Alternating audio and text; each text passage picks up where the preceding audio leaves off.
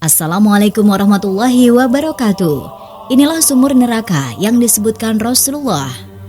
Akhirnya terungkap misteri sumur Barhut, sumur neraka dalam hadis Rasulullah Sallallahu Alaihi Wasallam.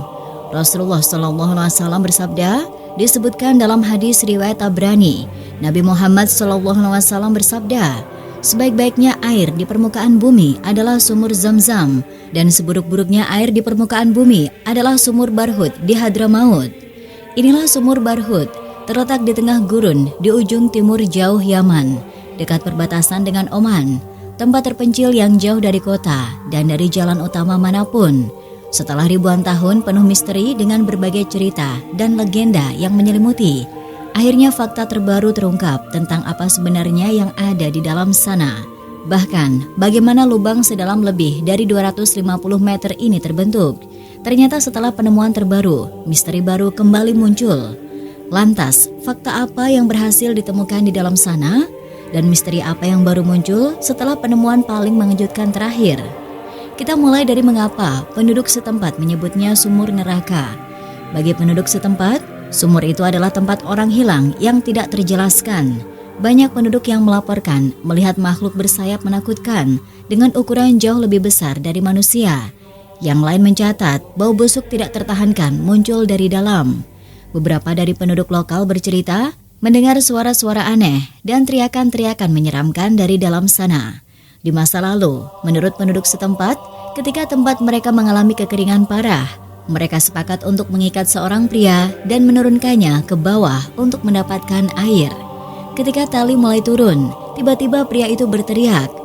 Dan saat penduduk menariknya, tubuh pria bagian bawah telah terputus dengan luka yang mengerikan.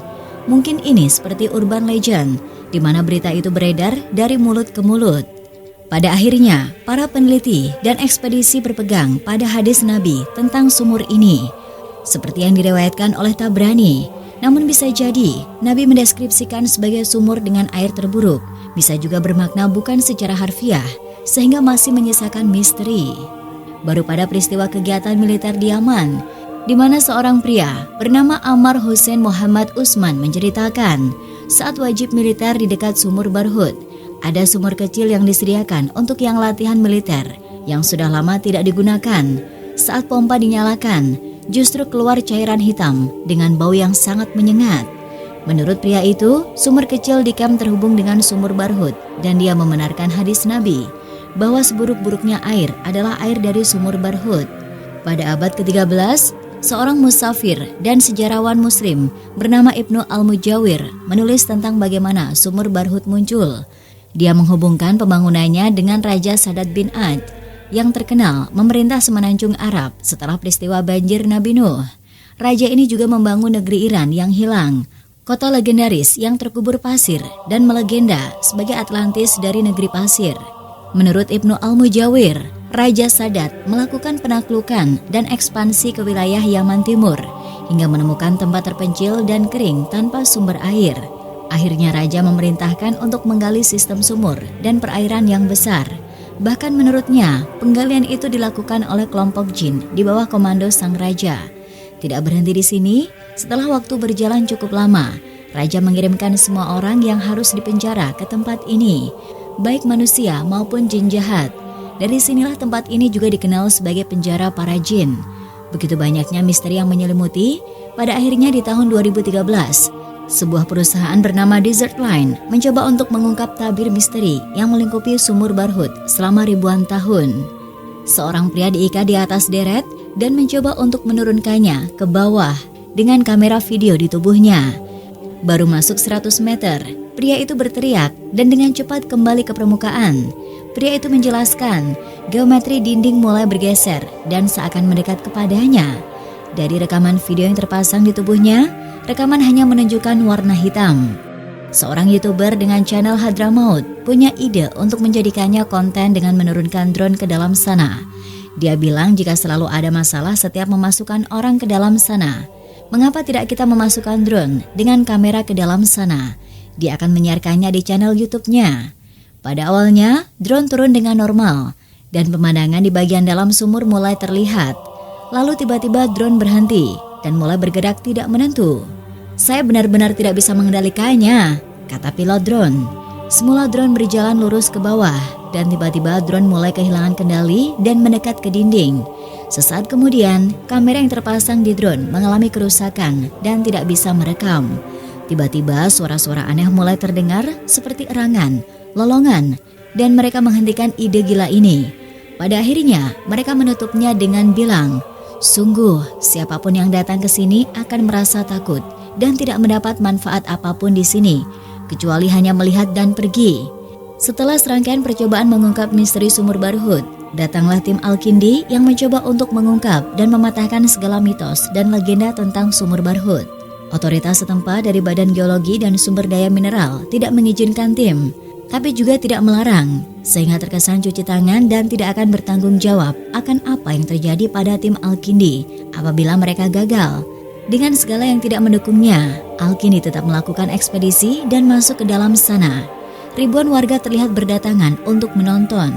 Sebagian dari mereka berteriak untuk menghentikan ide gila ini. Al-Kindi telah mengikatkan diri tepat di tengah lubang sumur, dengan segala beban tentang misteri dan legenda yang menyelimuti berada di pundaknya. Al-Kindi mulai menarik nafas dan turun perlahan ke sumur Barhut. Semula semua terlihat normal. Segera setelah saya turun 30 meter, saya mulai melihat dinding sumur dan detail informasinya. Ini adalah momen paling langka saya menikmati pemandangan ini, kata Al-Kindi.